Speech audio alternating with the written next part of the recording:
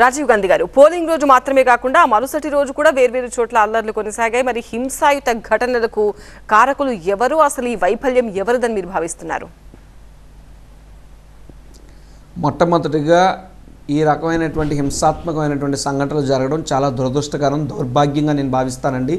కానీ మీరు ఒక్క విషయాన్ని గమనిస్తే చంద్రబాబు నాయుడు గారి రాజకీయ జీవితం జరిగినటువంటి సరళిని లేదా ఆయన ప్రత్యక్ష రాజకీయాల్లో యాక్టివ్గా ఉన్న దగ్గర నుండి ఇప్పటి వరకు తీసుకుంటే హింసాత్మకమైనటువంటి సంఘటనలు జరిగిన ప్రతిసారి దాని వెనకాతల చంద్రబాబు నాయుడు గారే ఉన్నారు. వంగవీటి మోహన్ రంగా గారి హత్య దగ్గర నుండి ముద్రగడ గారు పద్మనాభం గారు చేసినటువంటి యాజిటేషన్ కూడా ఒక హింసాత్మకమైనటువంటి సంఘటనగా మార్చడం దగ్గర నుండి, లేదు అనుకుంటే రైతులపై గుర్రాలతో తొక్కించి రైతుల గుండెల్లోకి తుపాకీ తోటాలను కల్పించి అప్పుడు హింసాత్మకమైనటువంటి సంఘటనలు తీసుకురావడం కానీ, గోదావరి పుష్కరాల్లో 30 మంది చావుకి కారణం అవటం కానీ, హెరిటేజ్ వ్యాన్లతో ఎర్రచందనం స్మగ్లింగ్ చేస్తూ పేద రైతు కూలీల మీదకి బళ్ళు పోనిచ్చో దొంగ ఎన్కౌంటర్ల పేరు చెప్పో వాళ్ళని చంపించడంలో కానీ, ఇలా చూసుకుంటూ పోతే చంద్రబాబు నాయుడు గారి రాజకీయ చరిత్ర అంతా కూడా అతిపెద్ద రక్త చరిత్ర. హింసాత్మకమైనటువంటి సంఘటనల ద్వారానే ఆయన ఎదిగాడే తప్పితే నిజాయితీగా ఎదిగినటువంటి సందర్భం లేదు. చంద్రబాబు నాయుడు అనేక సందర్భాల్లో ఒక మాట చెప్తాడు, తాను అవరోధాల్లో కూడా అవకాశాలు ఎత్తుక్కుంటాను, ఉప్పెన్లోని ఉపద్రవాల్లో కూడా అవకాశాలు ఎత్తుక్కుంటాను అన్నాడు. ఈరోజు జగన్మోహన్ రెడ్డి గారి రూపంలో ఒక రాజకీయ ఉపద్రవం చంద్రబాబు నాయుడు ముంచెత్తబోతుంది. తెలుగుదేశం పార్టీ కొట్టుకుపోబోతుంది ఫ్యాన్ తుఫాన్లో.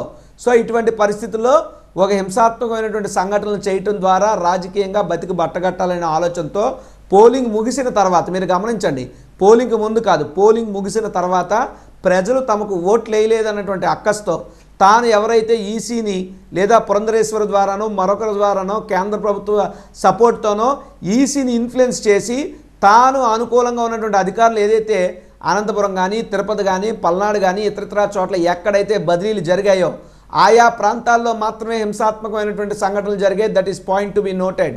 కాబట్టి ఆ యొక్క అధికారుల పూర్తి నిర్లక్ష్యం, ఆ యొక్క అధికారుల పూర్తి వైఫల్యంతో మాత్రమే హింసాత్మకమైనటువంటి సంఘటనలు చెలరేగాయి. ఇది ప్రజాస్వామ్యానికి ఒక నల్లటి మచ్చ లాంటిది. ప్రజాస్వామ్యాన్నే కూని అయినటువంటి సందర్భంగా నేనైతే దీన్ని భావిస్తున్నాను.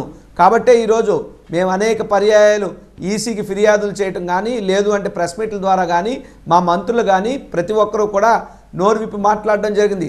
సాక్షాత్తు ఒక నరసరావుపేటకు సంబంధించి ఒక పార్లమెంట్ అభ్యర్థి, ఒక మాజీ మంత్రి, సిట్టింగ్ ఎమ్మెల్యే ఫోన్ చేస్తే ఆ ప్రాంతానికి సంబంధించినటువంటి ఐఏఎస్ అధికారో, ఐపీఎస్ అధికారో, ఎస్పీనో, కలెక్టరో ఫోన్ ఎందుకు ఎత్తలేదు, ఎత్తకుండా ఎందుకు ఉండాల్సి వచ్చింది, దాని వెనుకున్నటువంటి కారణం ఏంటి, వాళ్ళని అనుకున్నటువంటి ప్రోద్బలాలు ఏంటి, ఇవన్నీ తేలాలని చెప్పే ఈరోజు సిట్ అనేటువంటిది ఒకటి వేయటం జరిగింది. సిట్ దాదాపు ఇప్పటి వరకు 33 కేసులు పెట్టి 1370 మంది నిందితులుగా పేర్కొంది. ఇంకా వందలాది మంది అబ్స్కాండ్లో ఉన్నారు అంటున్నారు. We have to wait and see. But ఖచ్చితంగా హింసకు పాల్పడిన వారు ఎంతటి వారైనా, ఏ రాజకీయ పార్టీ అండదండలున్నా వారందరి మీద కఠినమైనటువంటి చర్యలు తీసుకోవాలి. ప్రస్తుతానికైతే ఇది పూర్తిగా పోలీస్ వైఫల్యంగానే మేము భావిస్తున్నాం. పోలీసుల వారి మీద కూడా అనేక చర్యలు తీసుకున్నారు. ఐపీఎస్లను సస్పెండ్ చేశారు, ఐఏఎస్ని సస్పెండ్ చేశారు, డిఎస్పీని, సిఐల్ని చాలామందిని సస్పెండ్లు చేశారు, ట్రాన్స్ఫర్లు చేశారు. కాబట్టి ఖచ్చితంగా ఇది పోలీస్ వైఫల్యం అనేటువంటిది మాత్రం ప్రాథమిక నివేదికలో వెల్లడయ్యింది. అయితే ఈ పోలీస్ వైఫల్యానికి గల కారణాలు వెతకాలి, దాని మూలాలు వెతకాలి. దాని మూలం ముమ్మాటికి చంద్రబాబు నాయుడే. చంద్రబాబు నాయుడు మీద, నారా లోకేష్ మీద కఠినమైనటువంటి చర్యలు తీసుకోవాలని నేను డిమాండ్ చేస్తున్నా. ఇదే నారా లోకేష్ కదా ఎర్ర బుక్ పట్టుకున్నాను, మనిషి ఒక్కొక్కడు 24 కేసులు పెట్టించుకోండి, 36 కేసులు పెట్టించుకోండి, ఎన్ని ఎక్కువ కేసులు, ఎన్ని ఎక్కువ క్రిమినల్ కేసులు మీ మీద ఉంటే అంత పెద్ద పెద్ద పదవులు ఇస్తానని చెప్పి హింసని ప్రోత్సహించింది నారా లోకేష్ కాదా?